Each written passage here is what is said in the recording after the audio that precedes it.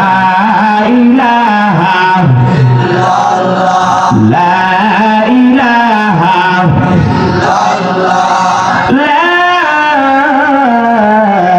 ইলাহা ইল্লাল্লাহ মুহাম্মাদুর রাসূলুল্লাহ সাল্লাল্লাহু আলাইহি ওয়াসাল্লাম قالوا سبحانك لا علم لنا إلا ما علمتنا إنك أنت العليم الحكيم محمد نے آकर کفر کو مٹایا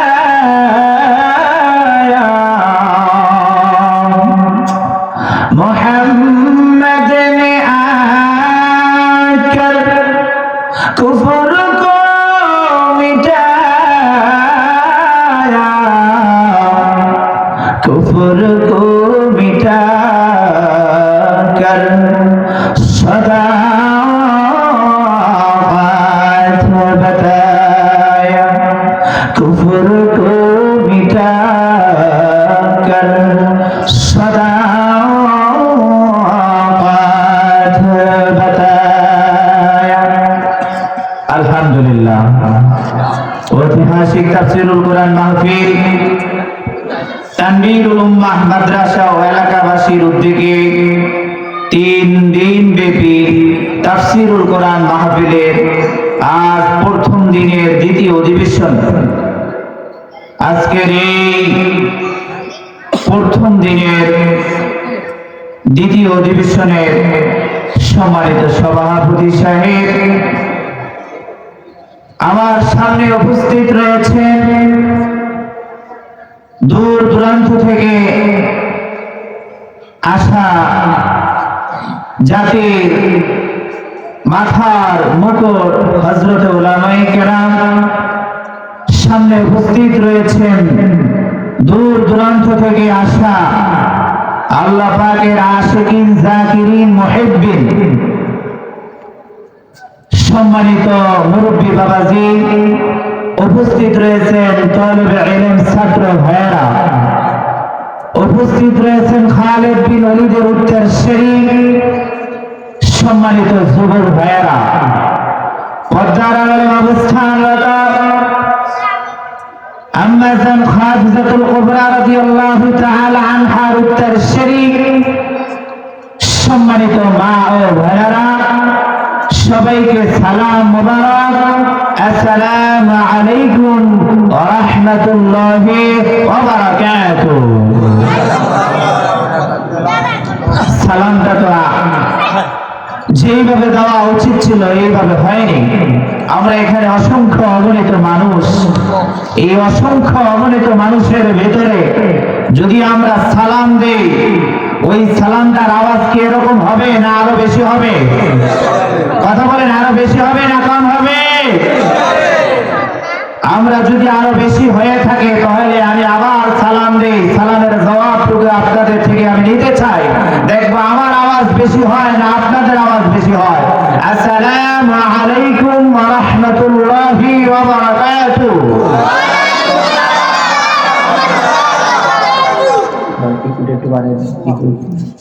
মাশাআল্লাহ, আপনারা ফাস্ট হয়েছে, বোঝা যাচ্ছে এদেশে এখনো ইসলাম প্রেমিক মানুষ এখনো মরে যায় না। কথা বলো ঠিক না? এখনো এদেশের ভিতরে ইসলামের সৈনিক, কোরআনের সৈনিক, রাসূলের সৈনিক এখনো জীবিত রয়েছে।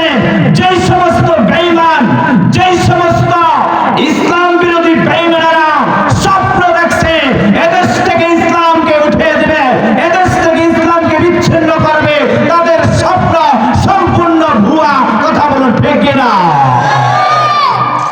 আজকে মুসলমান বিরাটের মতন আওয়াজ দেওয়ার কারণে আজকে মুসলমান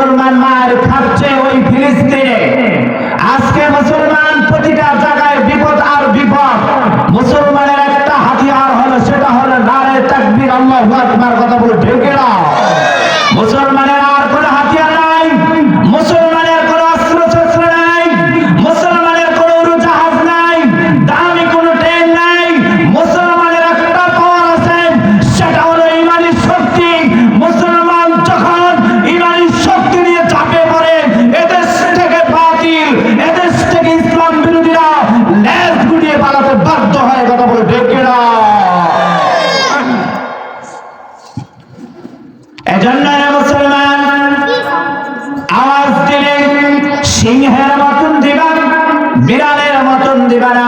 মায়ার নবী মক্কা নগরীতে একা ইসলামের দাওয়াত দিয়েছে আল্লাহর জন্য।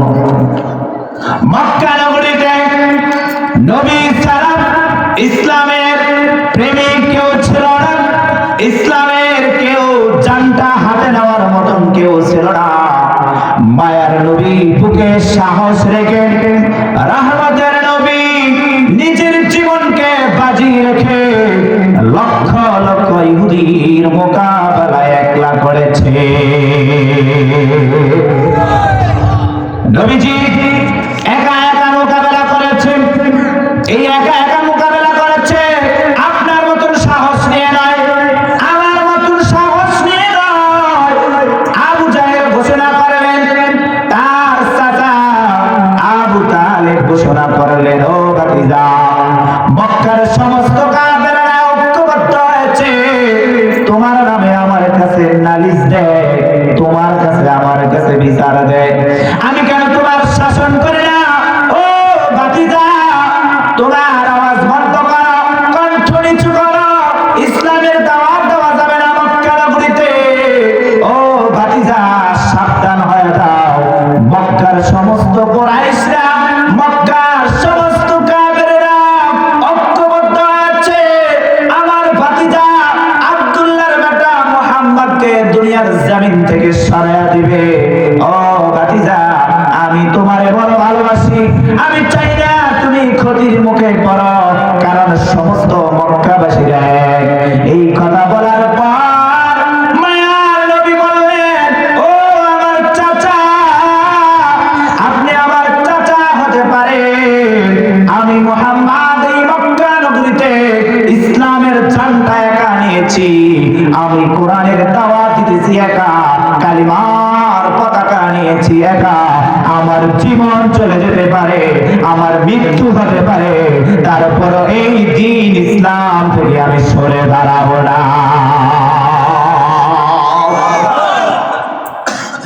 আমার জীবনটা চলে যেতে পারে, আমার মৃত্যু হতে পারে, তারপরও আমি কোরআনের দাওয়াত বন্ধ করব না। চিল্লায়ে বলেন সুবহানাল্লাহ। তাহলে নবীজির ইমানের পাওয়ার কম না বেশি? কথা বলুন, ইমানের আওয়াজ কম না বেশি? কথা বলতে হবে, কম না বেশি? মায়ার নবীর ইমানের পাওয়ার কত বেশি ছিল? এই পৃথিবীর জমিনে সমস্ত মানুষের ইমান যদি এক পাল্লায় রাখা হয়, মায়ার নবীর ইমানের পাল্লা যদি এক পাল্লা রাখা হয়, তাহলে রহমতের নবীর ইমানের পাল্লাটা অধিক ভারী হয়ে যাবে।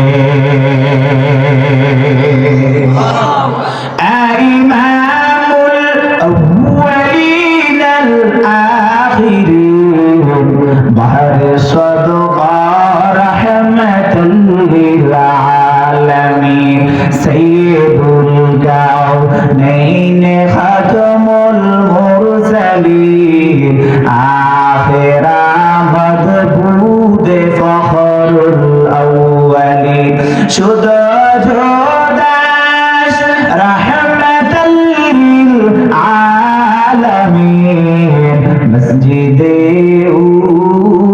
সুবহানার জমিন।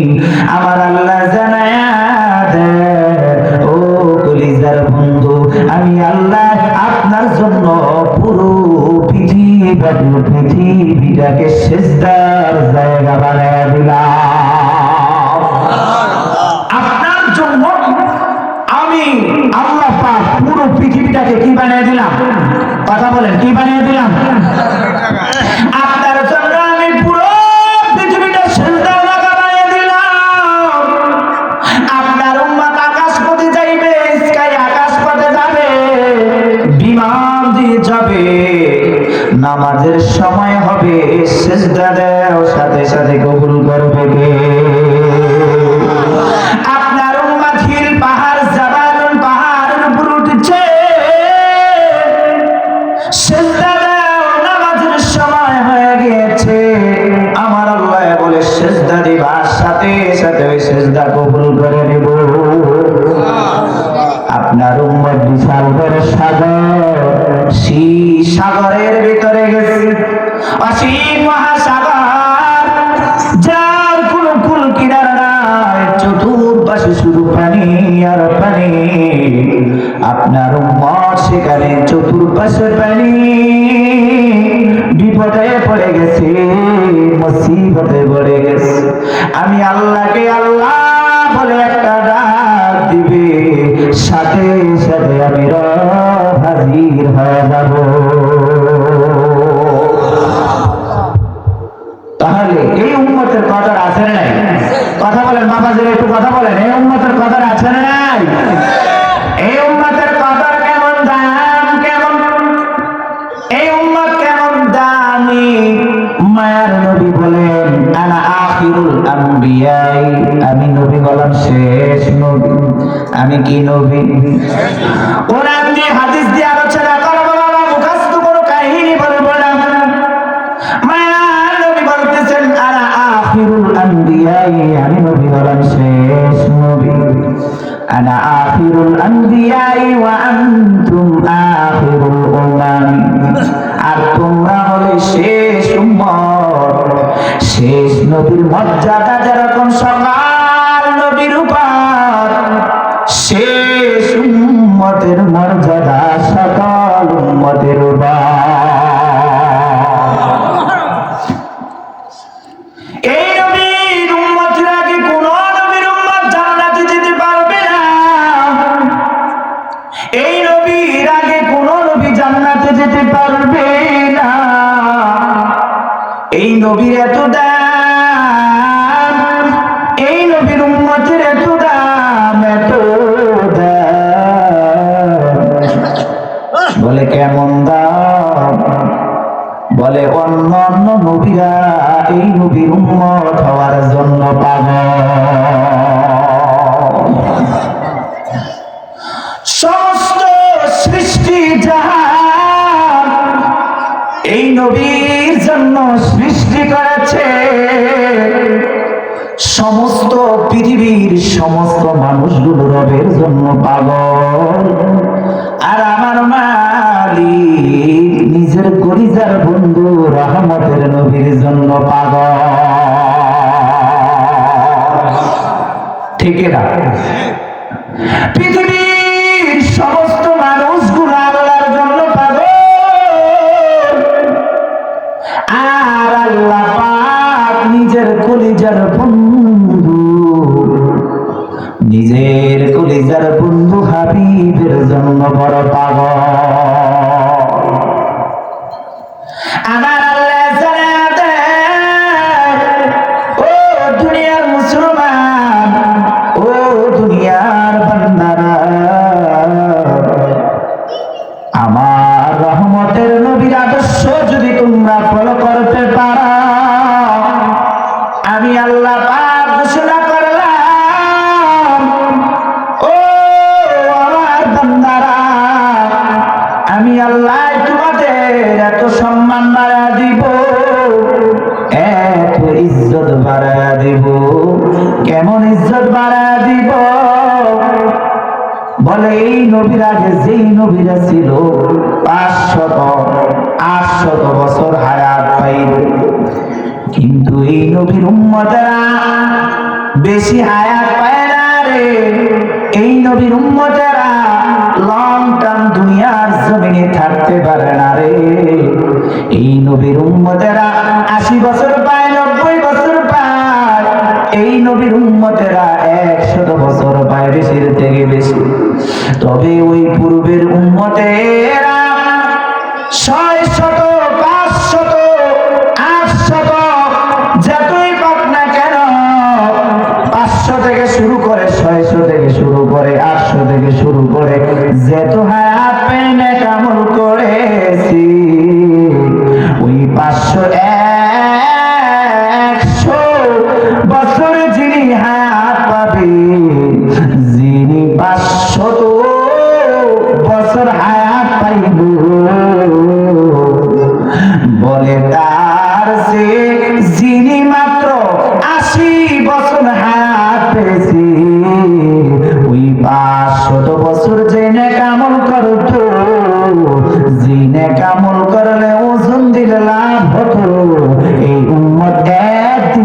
আমল করলে আর চেয়ে বেশি সওয়াব পাবে।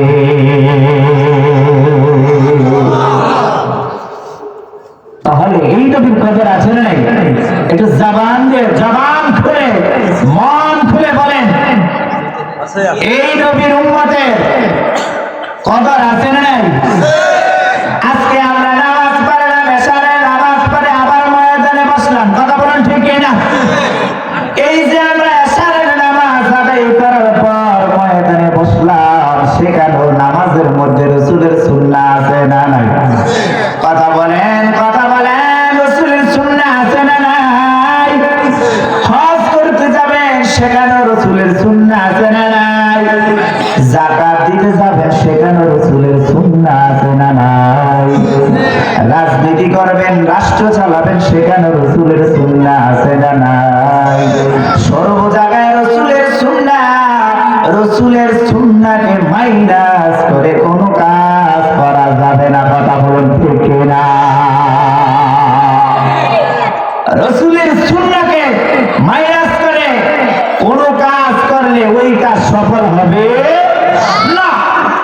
আর যদি রাসূলের কাজগুলো যদি আমরা মেনে নেই, যদি সফল করি, লাভ হবে কি? মায়ার নবী অন্য একটা হাদিসের ভেতরে বলেন, মান আহাব্বা সুন্নতি ফাকাদ আহাব্বানি ওয়া মান আহাব্বানি কানা মা'i ফিল জান্নাহ।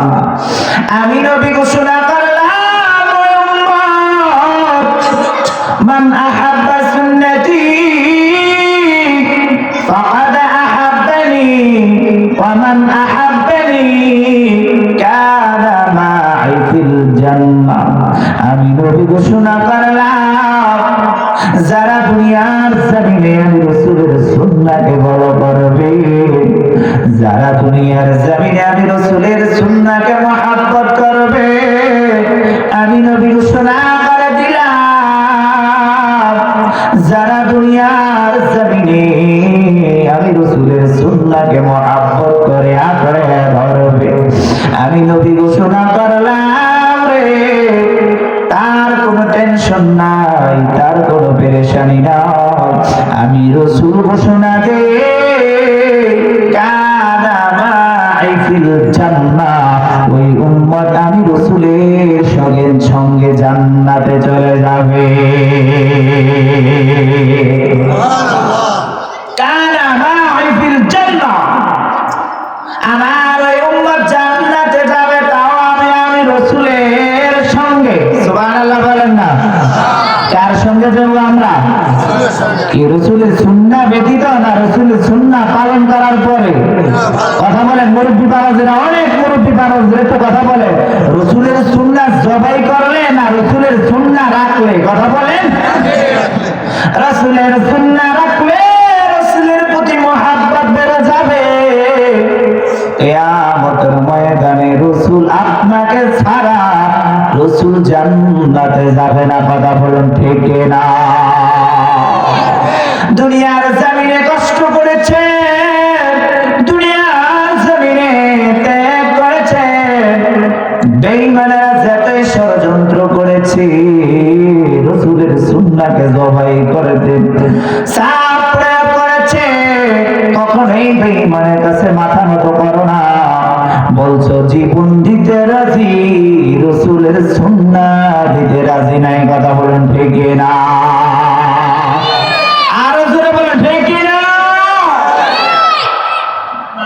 জীবন দিতে রাজি, তারপরে রাসূলের সুন্নাহ ছাড়তে রাজি নয়, কারণ রাসূলের সুন্নাহ ছাড়লে তো জান্নাতে যাওয়া যাবে না। রাসূলের সুন্নাহ ছাড়লে রাসূলের শাফায়াত পাওয়া যাবে না, কারণ রাসূলের শাফায়াত যদি না পাও, তাহলে তুমি জান্নাতেও যেতে পারবে না, কথা বলুন ঠিক না? এজন্য রাসূলের সুন্নাহ পালন করা দরকার আছে না নাই? একটু কথা বলেন, রাসূলের সুন্নাহ পালন করা দরকার আছে না নাই? রাসূলের সুন্নাহ যে যত বেশি পালন করবে, তার তত বেশি দাম বেড়ে যাবে রে বাবা। কেমন দাম নাম হয়ে যাবে মক্কা নগরীতে সবচেয়ে নিকৃষ্ট যুবক ছিল ওমর, সবচেয়ে নিকৃষ্ট, সবচেয়ে বড় সন্ত্রাস, পৃথিবীর টপ লেভেলের সন্ত্রাস ছিল ওমর। কে সে ওমর? যে ওমর মায়া নবীর মাথা আনতে বড় পাগল পড়া হয়ে গেছে।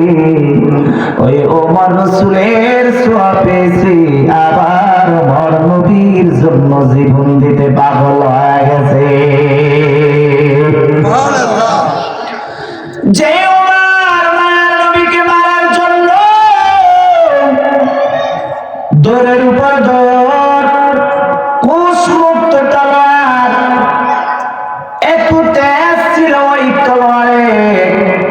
এই তেজ ওলা তলোয়ার নিয়ে ওমর দৌড়াতেছে 100-এর উপর। ওমরের রাগী মানুষ, তেজি মানুষ।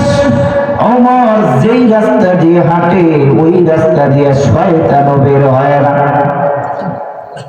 এই ওমরের পরিচয় কি? এই ওমর কোথায় তার বাড়ি, কোথায় তার ঘর, তার বাবার পরিচয় কি, মার পরিচয় কি, বংশের পরিচয় কি? এই ওমর মক্কা নগরীতে জন্মগ্রহণ করেন 583 খ্রিস্টাব্দে। ওমরের বাবার নাম খাত্তাব রে, ওমরের মায়ের নাম হান্তেমা। এই ওমর মক্কা নগরীতে কুরাইশ বংশে জন্মগ্রহণ করেন ওমর। এই ওমর খাত্তাবের ছেলে ওমর, ইহুদিদের বড় শক্তি ছিল ওমর। ওই ওমরকে আবু জাহেল কাজে লাগাইতে চাইল। যাও যাও, মুহাম্মাদের মাথা আনো, যদি আনতে পারো 100 উট উপহার দেব। নাউজুবিল্লাহ, আসতে বলেন, বাসায় যায় বলেন।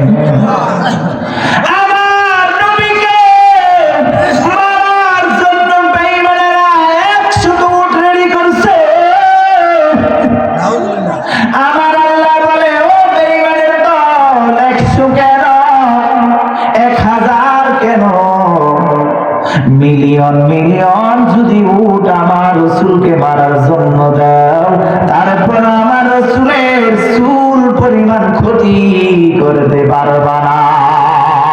ঠিক না? রাখে আল্লাহ, মারে কে? মারে আল্লাহ, রাখে কে? ও মুসলমান, ভালো করে একটু শোনো। মুক্ত তলোয়ার নিয়ে মায়ার নবীকে মারার জন্য দৌড়ে যাচ্ছে। যাইতেছি, হঠাৎ করে একটা লোক ডাকবে, বলে রে ওমর কই যাইতেছ? বলে আব্দুল্লাহর বেটা মুহাম্মদকে দুনিয়ার জমিন থেকে সরিয়ে দেব, আর রাখবো না।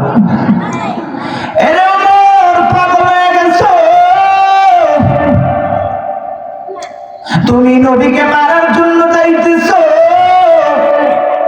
বাহিরের শত্রুকে আঘাত করার আগে তোমার ঘরে শত্রু, ওই শত্রুকে আগে সামলাও।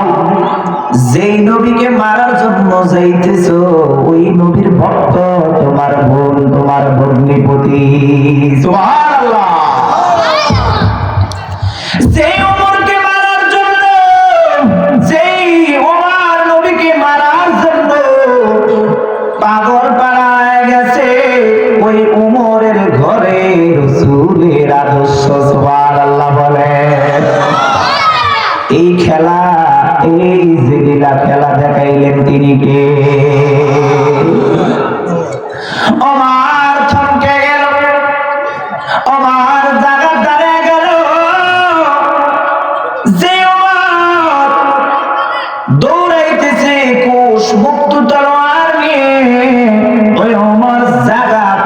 থমকে গেল নবীর এই আদর্শের কথা শুনে যে আমি কাকে মারতে যাই, আমি যাকে মারতে যাই তার আদর্শ তো আমার ঘরে, আগে আমার ঘর ঠিক করে নে,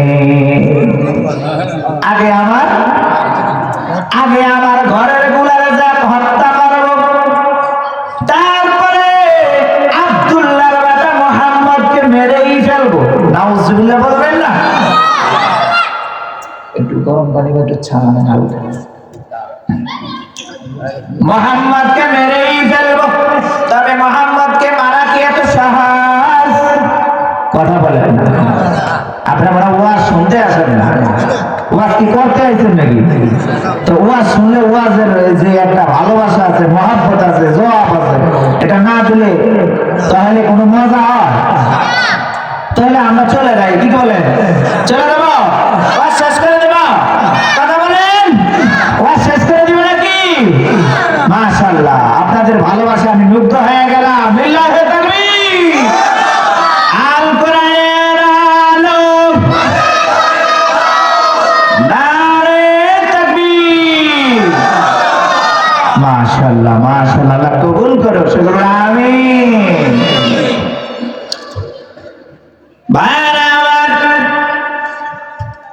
আল্লাহ রাব্বুল আলামিন তার হাবিবকে বড় সম্মান দিয়ে দুনিয়ার জমিনে পাঠিয়েছেন।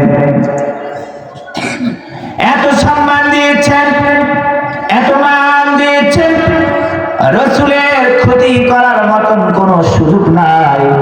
কারণ দুনিয়ার জমিনে সম্মান দিয়ে ইজ্জত দিয়ে রাসূলকে পাঠাইলো, ওমরের মতন সন্ত্রাস নবীর গায়ে হাত তুলবে, এটা আমার আল্লাহ মেনে নেবে না। কথা বলো ঠিক না?